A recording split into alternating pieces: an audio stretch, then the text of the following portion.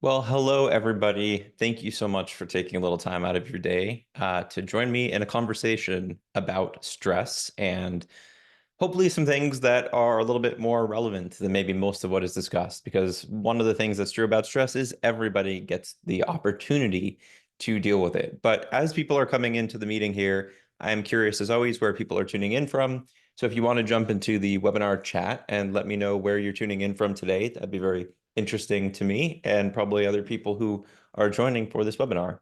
Um, Fantastic. First person, Costa Rica. We got North Carolina, Oakland, California from Paul Canales, the great Paul Canales. For those who don't know who he is, look him up. He is one of the most amazing chefs that I know, an amazing contributor to the Big Bold Health team. We've got lots of other people tuning in from across the country. We see some Canadas, um, see several Canadas, and as usual, pretty good diversity of different places. Again, just asking everybody, if you're just showing up, where are you tuning in from today? Where are you in the world? I'm just always so blown away by all the different places people are coming in to hear me from, and all the different time zones. So it looks like still a lot of people are joining right now, so we'll just wait for one more minute. I guess as we're doing this too, and as people are saying where they're coming in from, if you want to ask me where or what you're interested in, if you want to tell me what you're interested in as it relates to the stress conversation, post that also in the chat. I don't know that everybody's able to see all the answers from other people. We can maybe try to do that, but actually, let's just leave it the way it is. I'll just keep reading out. We got Colorado, Ontario, Florida. We've got Savannah, Georgia, Connecticut. We've got Santa Fe, New Mexico. So lots and lots of people coming in here from all over the United States and the world. But again, question for you all, and just let me know, what is it about this conversation that is most interesting to you in the conversation around stress? There are always so many different opportunities to talk about aspects of this, but I am curious what motivates you to be interested in this conversation today. So, yeah, and just noting here, when you send a message, you can choose if you want to send it to everybody or to just myself, hosts, and panelists. So you can set that underneath the two if you're in the chat. And we do have a question about Paul Canales and how do you spell his last name. Paul, if you're here, or Trish, if you're able to post maybe Paul's Instagram account, that would be helpful so people can check out the work of Paul Canales. Okay, well, thank you all for joining. We got lots of people in the room, lots of people, about 100 people who are listening live, and probably many, many of you who will be listening afterwards on this topic. So today's conversation is about stress. Now, as a doctor, I learned about stress in a number of different ways. I learned about stress as it relates to the physical stressors that we put on patients in the hospital, that people experience outside the hospital. And then I learned about stress from the perspective of a psychological stressor. And the reality of it is that there are a ton of overlaps. There's not a huge necessarily difference between a physical and a psychological stress because each of these is perceived by the body as a danger signal from the outside world. And I think that's a really important first place to start, which is that stress is basically your body's perception of a need, an unmet need. That doesn't necessarily mean that it is a bad thing. I think about this sometimes in terms of we need stress. Otherwise, why would you get out of bed in the morning? There's obviously some unmet need that we feel a little bit of anxiety or potentially a lot of anxiety around that propels us to do something, right? That keeps us moving forward. If we're really hungry, that is a stressor. It is our cells saying, hey, we need some fuel. If you're feeling really sleepy, that is a stressor where your cells are saying we need to rest and regenerate. So stress is really the body's perception of an unmet need, and it can be from the perspective of a psychological or a physical stress. Today, we're going to focus more on what is generally perceived as psychological stress, because this is the area that we have maybe a little bit more control over, because these are aspects of our lives that we can understand and have impact on. So again, what is stress? It is the body's perception of a threat or a challenge, and it leads to, when the body perceives this, an activation of specific physical and mental states. We're going to talk about exactly what those pathways look like. So what happens within the brain that then leads to effects within the body when we experience stress? You can have, like most things, a short-term or an acute stressor, or a chronic or a long-term stressor. Why this matters so much is that our bodies have kind of evolved to handle short-term stressors. That is something that we do something about. We resolve. So historically, if that was some sort of a danger, really a physical danger, meaning we were in danger of maybe dying or losing a limb, we would either do something about it or we would have that injury occur. But then we would move to the next phase, which is to be post-stress. The issue now is that we have perpetual chronic stressors, and this leads us to a state of really never resolving the issue. And so it leads to augmentation of stress pathways within the body, within the brain, that chronically lead to immune imbalances and metabolic imbalances. I'm sure many of you know about this already, but there is this concept of a stress response. So what happens when the body is stressed? We're going to discuss this in a bit more detail, but considering just why the body does this, stressors, high-level stressors, tell the body that there is an immediate threat to survival. That's what our brain is detecting. It's saying, we have risk to dying, and therefore we are going to produce molecules that will increase our chances of survival. So what does that look like? It is production of cortisol. We'll talk about the cascading effects of cortisol in a moment, and it's production of adrenaline, also known as epinephrine. These have effects across our physiology, but what they do is prepare the body to basically fend off this existential threat. What do we actually experience? I'm going to go out on a limb and say everybody who's listening to this or watching this has experienced these effects. What happens when we get stressed? Now, that could be because somebody cuts us off when we're driving to work. That could be because we were out camping and we ran into a grizzly bear. That could even be that we went on social media and somebody said something mean about us. But what we experience is similar. We experience an elevation in our heart rate. We experience an elevation in our blood pressure. Our muscles get tense. We kind of shut down digestion. We can have trouble sleeping. We feel very activated. These are conserved responses. And again, one of the points I'm going to continue to make here is that even though we could be very smart in terms of our understanding of modern technology and the modern world, our brains haven't necessarily changed in the last couple of thousand years, which means that even if we happen to see a stressor on the screen, again, let's say somebody says something mean about us on social media. Apparently, that could be very inconsequential, but our brains would still perceive that as a risk. It would perceive it as a potential existential risk, which means we still rev up those same stress pathways that would be elevated as they would have been many millennia ago if we ran into a cave bear. What does this do in terms of how we kind of interact with the world? Again, most of you probably have experienced these things in your own life. I know I have. But when we get overly stressed, we have trouble maintaining focus. And specifically, we have trouble maintaining focus on things that are outside of our immediacy.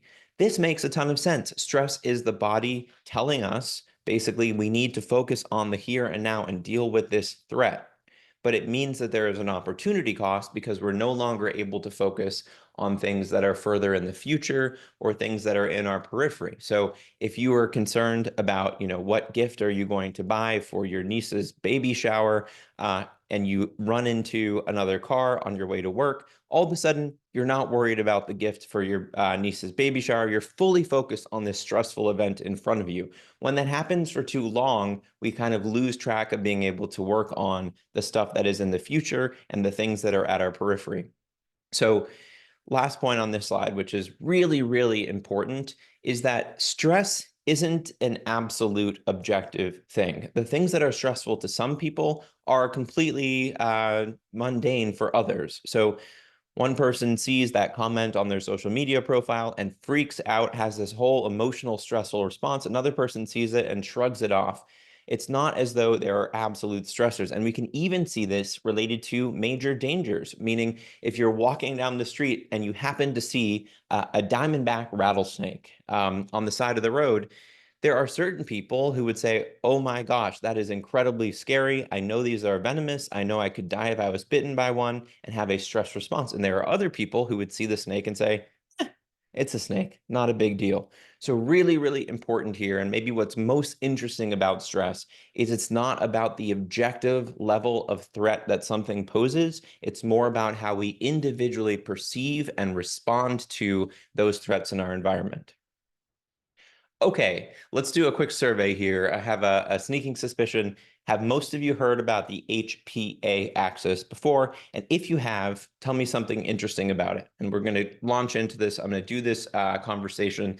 Um, what's interesting about the HPA axis is that this is something that is very cornerstone to understanding how hormones work, the endocrine system works in medical school and in post-medical training. This is really the prototypical system of feedback, meaning that you're supposed to produce a molecule that then shuts down the molecule that led to the production of the initial molecule. I see some comments here about people thinking about the adrenals. Very interesting and very important part of this.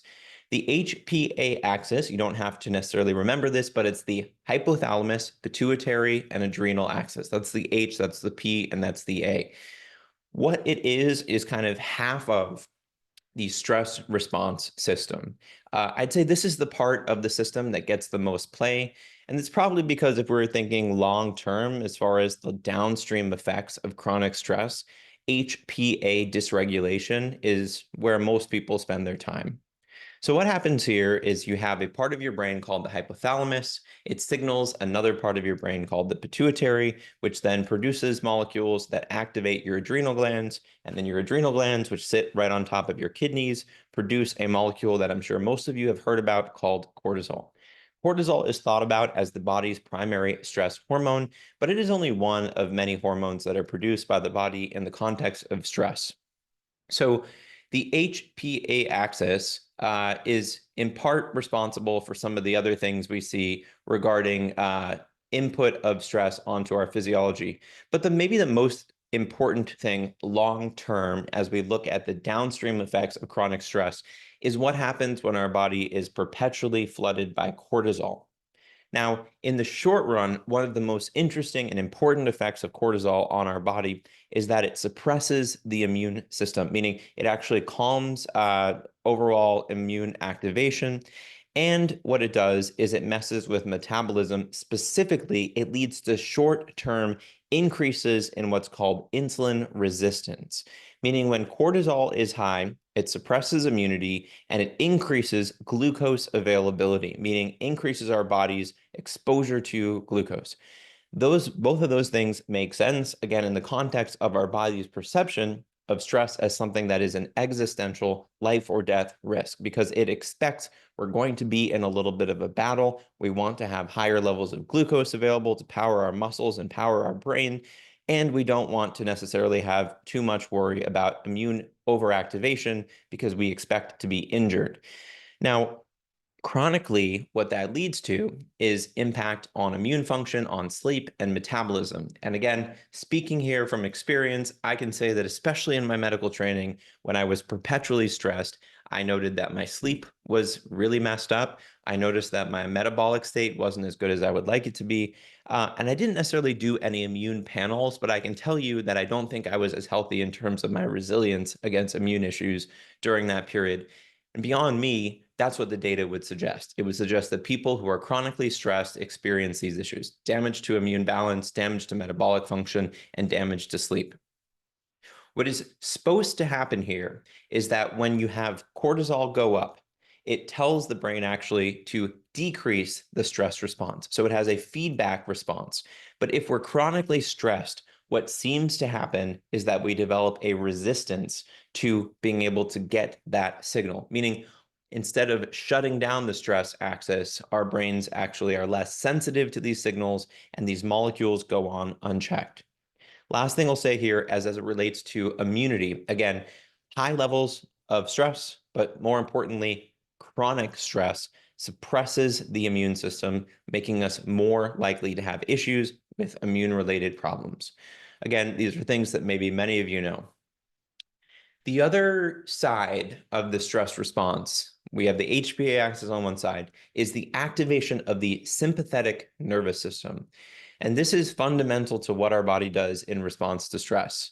So the sympathetic nervous system is one half of what is called the autonomic nervous system, the other half being the parasympathetic nervous system, often thought about as the rest and digest branch of the autonomic nervous system. But the sympathetic nervous system is known as the fight or flight response system, meaning if it is activated, it is basically telling our organs and telling our body that we are going to either prepare to run away or we're going to prepare to fight whatever that threat is.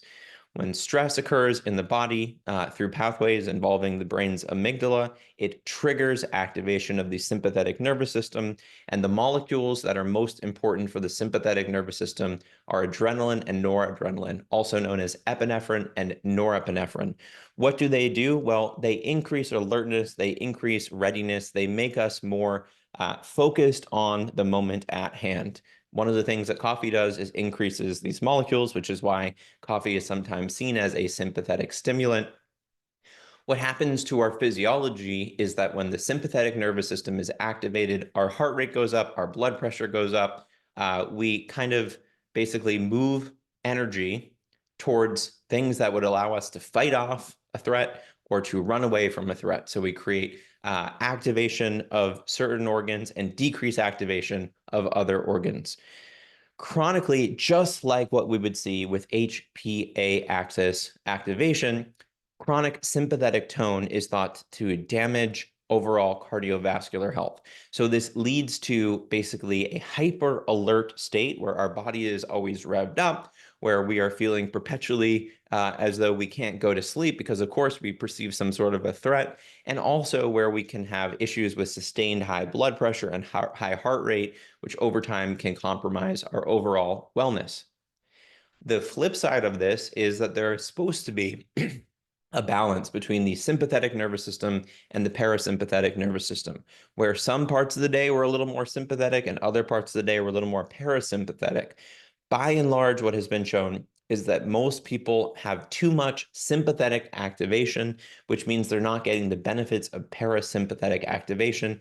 Parasympathetics as well as sympathetics influence things like the immune system and metabolism, just as the HPA axis influences these things. So long-term, the issue here is that you get this imbalance, and this leads to a host of different negative health outcomes. So just to answer a question here, we will be sending these slides out afterwards. You'll have access to all of this in case there's something that you missed or want to read again. Okay. Now we're going to focus on what I think is a really helpful way of framing stress, because again, stress is not a bad thing. I'm going to say this one more time. Stress is not a bad thing. Stress is simply a force. It is a necessary force. It is telling our body there is something that we need to take care of, and it is a motivator for us to do anything. But there are different types of stress, and the worst version of stress is distress. So what is distress? This is the negative stress that overwhelms us, exhausts us, and this is really linked to not having agency over what comes next. That's super important. We'll talk about different forms of stress in a moment, but the stressors in which you feel like there's something really bad or something that you can't take care of, and there's really no solution to it. So the existential threats, right? Those can be stressors where we feel we have no agency over it. If it's a political stress and we feel like, oh my gosh, I really don't like what these politicians are doing, but I can't do anything about it. These are the distress, because these are the scenarios where we are having a negative outcome occur and there's nothing that we can really do about it. Some examples would be financial pressures, relationship conflicts, work overload, prolonged health issues. Again, these are things that just smolder in the background and we don't feel like we're moving towards a solution. What happens with chronic distress is, again, what I have said. It damages immune balance, it impairs our overall wellness, and this is the type of stress that significantly contributes to a higher risk for having mental health issues. What about eustress? So who here has heard the term eustress? Let me know in the comments if this is something that you've heard about before and where you heard it. Eustress, as opposed to distress, is actually a good stress. And if you've heard of the term hormesis, this is the idea that actually some degree of stress on our bodies increases our health, increases our resilience. So this is a positive stress that actually helps to motivate us, to energize us, and it promotes growth, it promotes accomplishment. Some examples of this eustress or this good stress would be the excitement that comes before you get on a stage. So let's say you're doing a music recital or public speaking for the first time, or you're doing your presentation for work. You can have the jitters, you can have the butterflies, but if you eventually get up there and you're able to get through it, often you'll say, wow, that wasn't a big deal. So you actually grow as a function of increasing this eustress. What does it do? Well, it helps us to improve our motivation, our resilience, focus, and actually eustress can benefit our immune balance. And this is a really, really interesting thing. Again, comes back to this idea of hormesis. From a physiological perspective, exercise is a eustress. It is a hormetic stress. It actually damages our body a little bit, but in the process improves resilience. And the same can be said for all of these kind of psychological stressors. So for me, as somebody who had never done much public speaking, but realized it was something that was going to be important, I wound up going to Toastmasters when I was living in Portland, Oregon. And I will say, sitting there at that table with 7 other people who I didn't know and having to stand up and say a couple of words about myself and say something interesting about myself, I felt some significant stress. But once I got over it and I said my piece, I felt a whole lot better. And then the next time I did it, I was even less stressed. And so the point here being that certain stressors are so significant because they bring us to a point of being able to manage further stressors in the future. So these are these eustress events. Okay, seeing as this is Big Bold Health and seeing as you're here to talk about a Big Bold Health related topic, how does stress map onto immunity? I'm going to outline what I've already kind of described, but I'll make it a little bit clearer. So chronic stress weakens immune defenses. It is an immunosuppressant. Cortisol chronically suppresses immune function. That makes our bodies and our immune systems less able to handle outside threats. Cortisol is key. Stress increases cortisol. In excess, cortisol levels can suppress immune cell function and dysregulate immune balance. What also happens, however, is that when we are chronically stressed, it actually suppresses the effect of individual immune cell populations to be able to do what they need to do. So it's interesting, it actually suppresses the immune cell's ability to go after other issues. It's as though you're basically sapping energy from your immune system to pay for stress. So as you would probably expect, not great. What else does stress do? Well, stress has been shown, and cortisol in particular, to actually lead to issues with the gut. Why is that important? So stress may increase leaky gut or gut permeability. When the gut is a bit more permeable, that can actually lead to issues with the gut immune system, and in doing so, damage systemic immune function. And then finally here, people who have more chronic stress are more prone to getting immune bugs. So that's something that people probably already know. All right. What are our biggest stressors? I think this is not the comprehensive list in terms of all of the stressors that people are experiencing today, but these are some of the top ranked stressors in the United States in particular, and really around the world in terms of where people are getting the top sources of stress. So work, no argument there. I think most people understand that work can be stressful. Financial strain is a top concern. And we're actually going to go through, I'm going to give you data from the American Psychological Association around the top stressors for Americans right now. But financials, social media, health and wellness, relationship, environmental and global issues, the reality is that there is no end to the list of the things that stress us out. Let's talk about what people are actually stressed about in the United States right now. So this is a report that is put out by the American Psychological Association each year, and they look at what is most stressful to Americans. Does anyone have any guesses as to what number one is going to be? Just throw it out while we're going into this, but we will talk about the specifics. So I'm going to break this down by different age groups because, as you might expect, okay, so we see financials thrown out here as a potential topic of top stress. As you may expect, different age groups handle stress differently, have different stressors. So we're going to start with the youngest age group, so 18 to 34. So these are the youngest people that are polled. The number one stressor for this age group, we had somebody get it right, which was money. 82% of people in this age group are stressed about money, but health was at the exact same level, which I thought was really interesting considering these are young people. Then we have the economy. 72% of people were stressed by that. And then housing costs, 70% of people. let's move on to the next age group. So 35 to 44. Money, the economy. Now we see family responsibilities playing a role, which makes sense given the demographic. And then finally, personal safety becomes more significant for a number of reasons. But as you might expect, if you have a family that you're worried about, then obviously safety concerns become a little bit more important. In the 45 to 64-year-old age group, money, health, and the economy. And when we look at the 65 and up age group, it's the economy followed by health.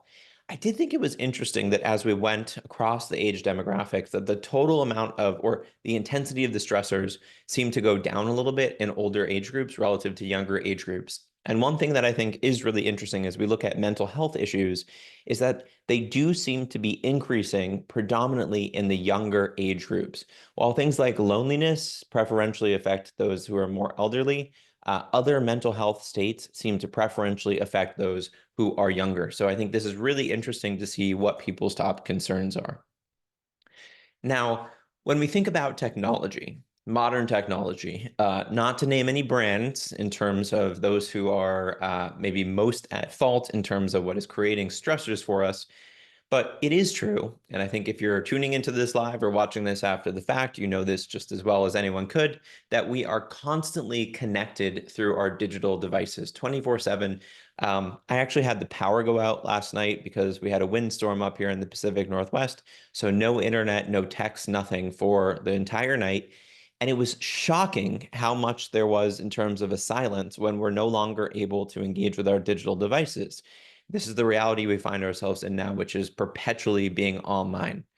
We are also being inundated with information, whether it's the news or social media or text messages. Hey, did you read this blog? Did you listen to this podcast? We are absolutely overwhelmed with data.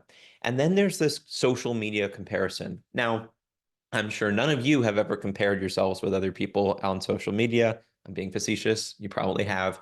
But what is true is that our brains have trouble recognizing that these are not necessarily real people having real lives. That can be different degrees of gray. You know, you could have somebody who only posts on social media when they're on vacation. And so every time you see them, you think to yourself, wow, I'm inferior because I'm not in Bali or Fiji right now.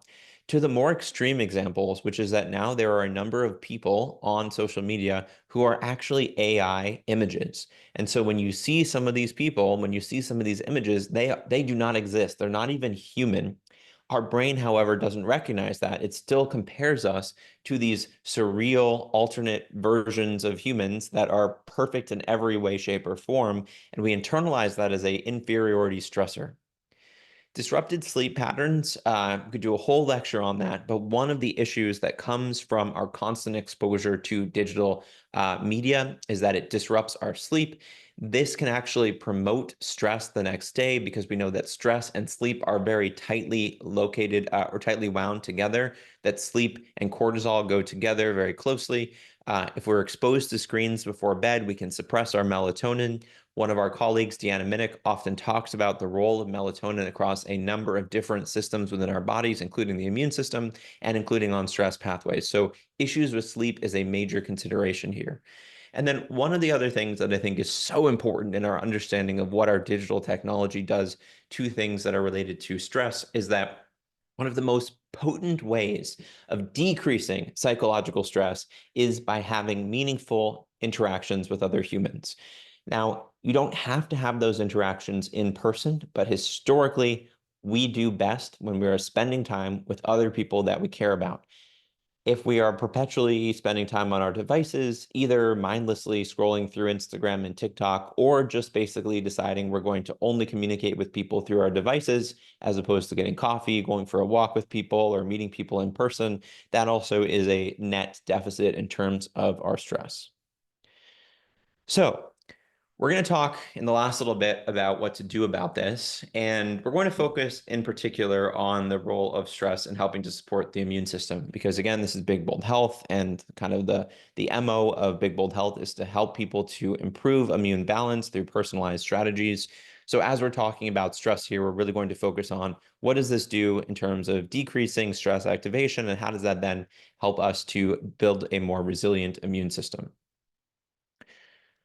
Number one thing that I'm going to start with is setting boundaries. There are a lot of people who have mentioned this in far more eloquent terms than I'm able to, but I think that something that is so relevant for the modern world is unless you define the things that you care about, the world will do it for you. The best example here is the news, right? So the average American spends 11 plus hours of their day consuming media, of which around 4 hours is watching TV, a couple hours listening to the radio, 2 hours on social media. And one of the things that people spend the most time doing is consuming news content. This does not mean that the news does not matter. But if you only listen to news stations in terms of what you're supposed to be doing in a given day, they will basically tell you that unless you are glued to your screen 24 hours a day, you are not caring about your country, you're not caring about the planet.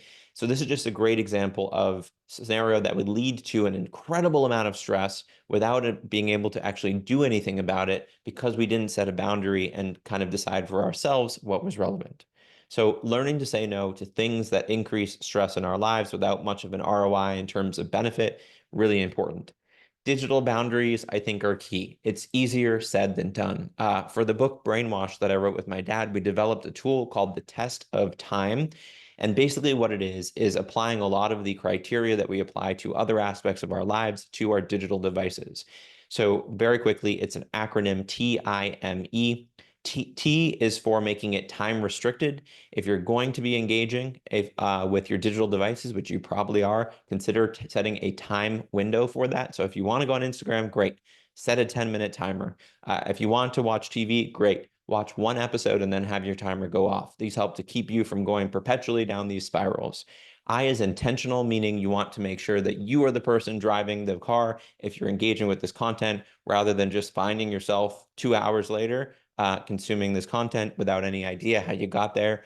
M is for mindful, which means to be aware of how your digital content is changing you. If you feel increasingly stressed by watching a TV program, be mindful about it, take a pause.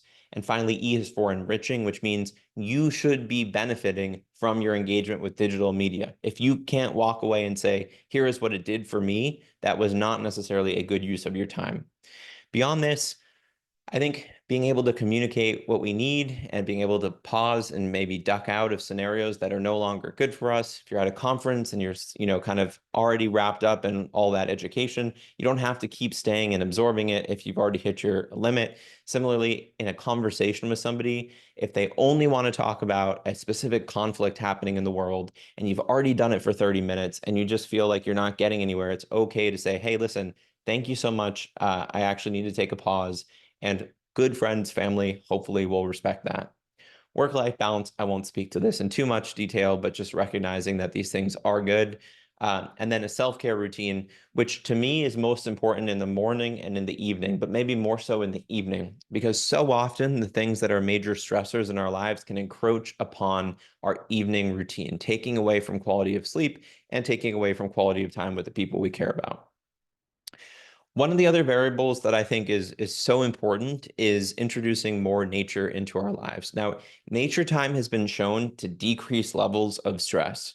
What's really great about nature is that it also is associated with a number of other health outcomes and mental health outcomes. Being outdoors has a number of benefits to stress, but it also seems to have a number of benefits to the immune system. So you're getting kind of a double dose of benefit when you spend time outside. It encourages mindfulness, it improves sleep, and maybe most important, nature exposure is both accessible and cheap. Now, I get it. Depending on where you live in the world right now, it might be very cold out. You might be experiencing still a bomb cyclone, which is the thing. The point here is not perfection. It's like exercise. If you can't go exercise one week, you don't say, well, I'm now no longer an exerciser. With nature, it's trying to get doses of it when you can. And research shows in little as 20 minutes is sufficient to help decrease certain markers of stress. Okay, now let's talk about another great one, which is animals. So why are animals so wonderful? First of all, they're just amazing, and that's just an objective truth. But interacting with animals can actually help to promote lower levels of stress. Caveat to this, if you buy a Komodo dragon and it's walking around your house, biting your heels, maybe not the lowest stress creature.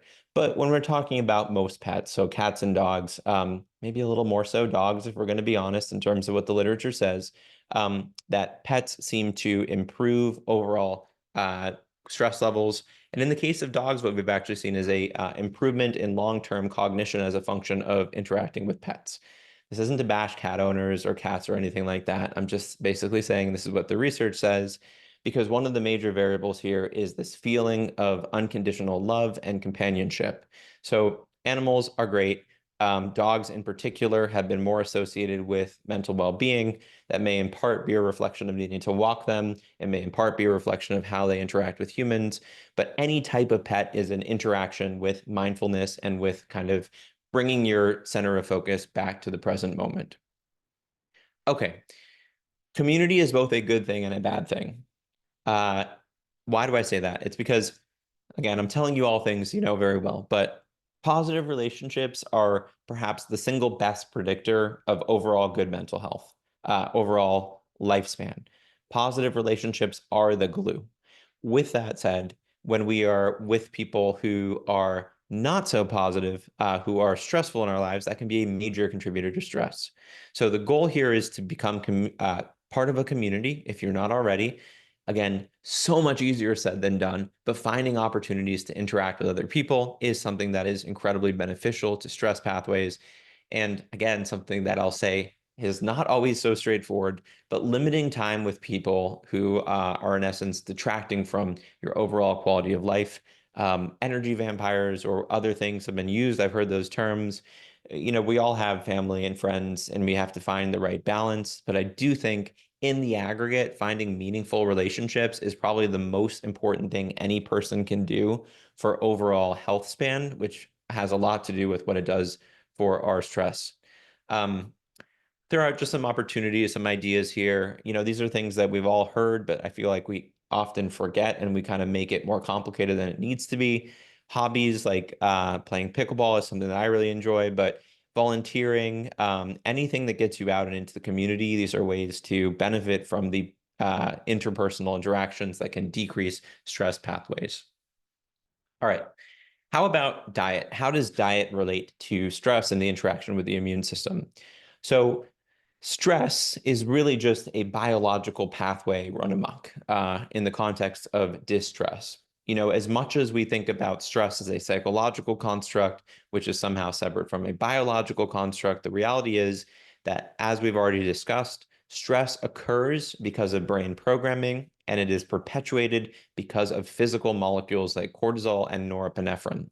So, one of the things that's been shown is that when we eat a diverse range of foods that are rich in vitamins and minerals, that this may actually help to offset some of the negative effects of stress. Because again, when we're talking about the negative effects, and especially around the immune system, we recognize that there are overlaps between pathways activated by stress that are also activated by nutrition. So it is not to say that if you simply eat a bowl of kale, it's going to take away the stress you have because you hate your job. But it is to say that if we're looking to overall enhance immune balance, that if we eat a diverse range of nutrients that can help to program our immune system towards balance, then it can offset some of the negative effects of what is happening with stress. Another correlation here is with blood sugar. So eating healthy meals, specifically those that are lower in refined carbohydrates and added sugar, this can help to stabilize blood sugar. And what I'd say is not everyone, but some people are very sensitive to ups and downs in their blood sugar, and that can actually lead to feelings of anxiety and stress. So again, a way in which diet can help to offset some of the negative effects of stress. Omega-3 fatty acids, I think, are an interesting group of nutrients for a number of reasons, but most important for our conversation here is they may help to act on and mitigate some of the downstream targets of stress in our bodies. Um, Similar to the kind of blood sugar stabilization, I think avoiding stimulants for people who are experiencing a lot of stress is really important. I like caffeine. I'm having a delicious cup of coffee right here, but it can definitely exacerbate feelings of stress if we're not getting to the underlying reasons why we're feeling stressed. So, similar with added sugar, I would say these are scenarios where we really need to be cautious in terms of whether the molecules we're consuming from our diet are exacerbating what's happening. Gut-brain connection. So, Again, what happens in the gut significantly influences the immune system. So eating foods rich in fiber and probiotics and whole foods can help to balance the gut state, including the microbiome and the gut immune system. These are things that have been independently associated to be associated with better mental health. So this is another great way to look at this connection. Okay, how about mindful time and breath work? So again, there's a lot to be said here. You all probably are familiar with a number of people, Wim Hof, James Nestor, and others who have been big educators on the role of breathing and why paying attention to breath is so important to mental state. But the fundamental bottom line to this is that in a world in which we are perpetually distracted by stressors, anything that focuses us on what is within our control, the here and now, is of benefit. And that is the intrinsic nature of mindfulness. I think that there are a number of ways to get caught up in my meditation is better than your meditation. If you're not doing transcendental meditation, then you're not doing it right. But for the purposes of stress mitigation, anything you do, whether that's being in nature and being fully present in nature, or simply doing breath work in your home, is an offset to what happens within our brains, which is a over-concerned state of the future or the past, which is really what stress is. So 5 to 10 minutes a day, I shoot for 10 minutes a day, closing my eyes, paying attention to my breath. And research shows that in as little as 10 minutes a day, you can start to get some significant benefits. It may not be the first time you do it. Paying attention to your breath may feel a little bit stressful, but doing this over time helps your brain to get into a place of focusing on the here and now. And that can be so, so important for people, myself included, who tend to get a little bit wrapped up in the future.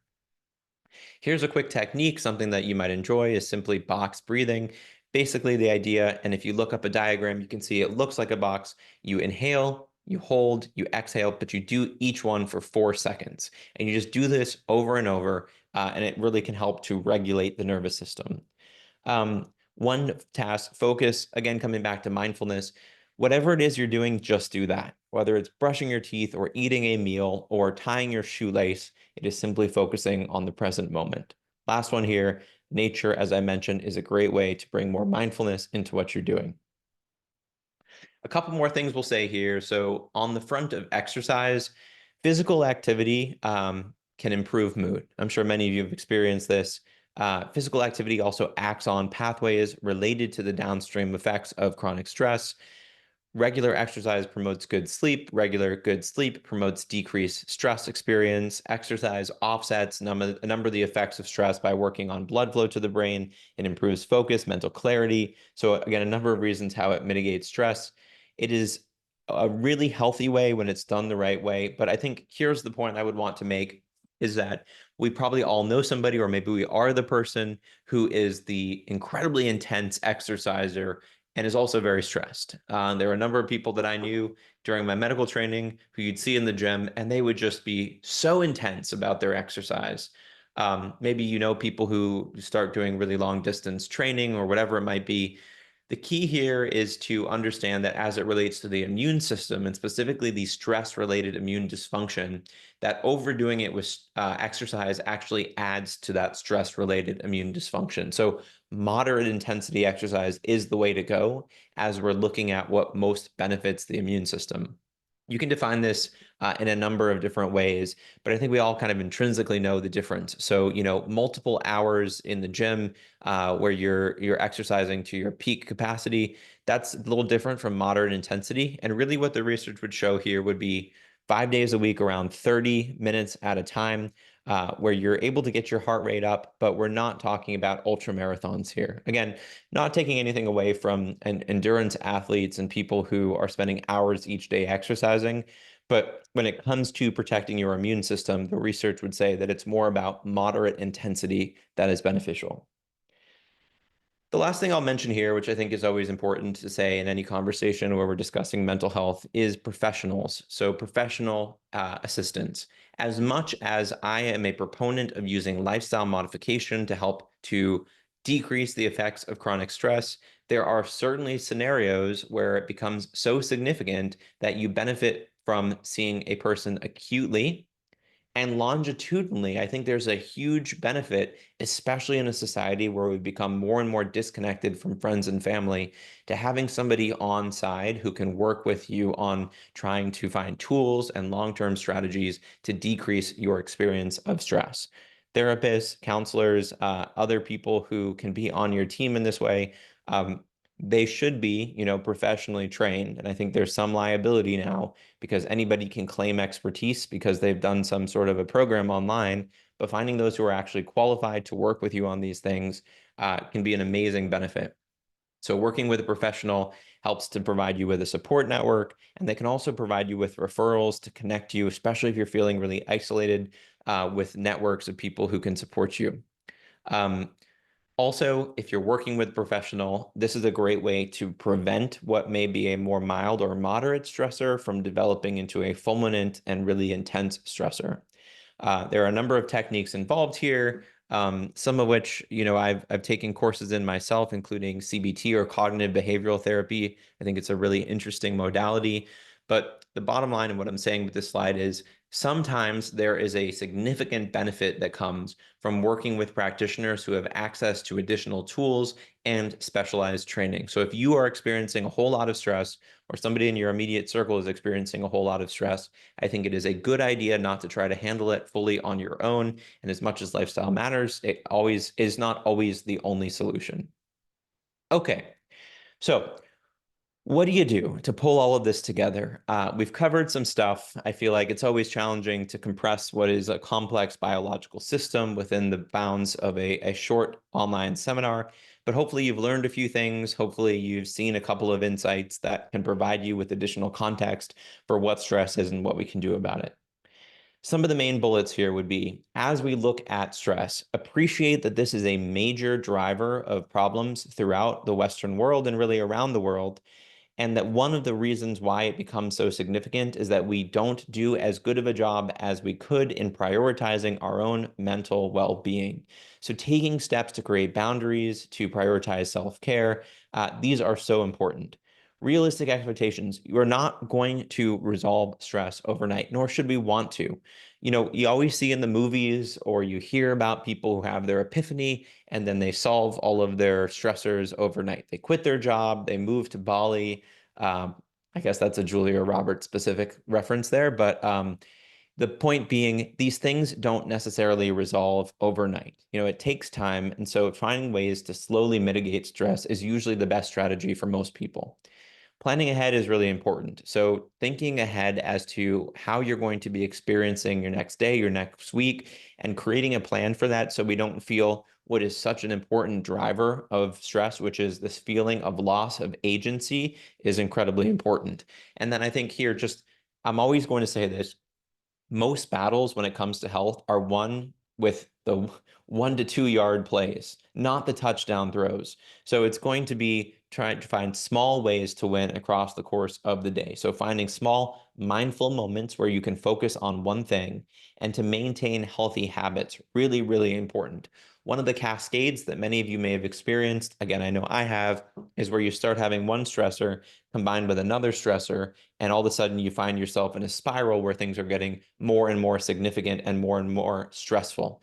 So healthy habits would mean things like prioritizing that 10 minutes of mindful time, prioritizing your time at the gym, prioritizing your sleep, because when you start to get those basic building blocks in place, it decreases your chances that things get out of hand because now you've put some guardrails into place to help mitigate some of those stressors. Limiting technology time. I know the irony of saying that while we're all here on technology, but as you can, I think overall limiting time on screens, especially when that content is mindless and stress inducing. And then to that end, setting boundaries in general with any sort of content that is highly stressful. Last one here is I think social support is so important. So we have, 120 or so people who are tuning in live right now. All of you are obviously interested in this topic. We do what we can at Big Bold Health to create opportunities for people to come together and interact on social media and otherwise. But there are a lot of people who care about this stuff. I was recently at a conference with the Big Bold Health team in West Palm Beach, and it was just so wonderful to see how many people there are who are working on these things and doing what they can to decrease the effects of some of the isolation and social stressors that can be so prevalent. So, leaning on healthy social support, and again, the caveat being that the difference between people and interactions that are sapping your energy and taking your stress to the next level, and people who are helping you to bring down to a more grounded sense. So finding your community is so important. So with that said, here's some additional resources. If you want to learn more about stress in the brain, you can check out my brain health newsletter. You're welcome to connect with me on my social media. We also have the Big Bold Health social media, which you probably already are following at bigboldhealth.com or at Big Bold Health on Instagram. And then if you're looking for more science, some really exciting news as of this week, we just had our peer-reviewed publication go live in a journal called Frontiers in Nutrition. So for those who are interested to learn more about how nutrients impact a number of pathways within our bodies and our brains, you'll be able to find that now on the Frontiers in Nutrition website. But for more science in general, you can go to bigboldhealth.com. So with that said, I so appreciate all of you here. If anybody has any outstanding questions, now is the moment to put them into the webinar chat. And if you have them, I will try to get to them in real time right now.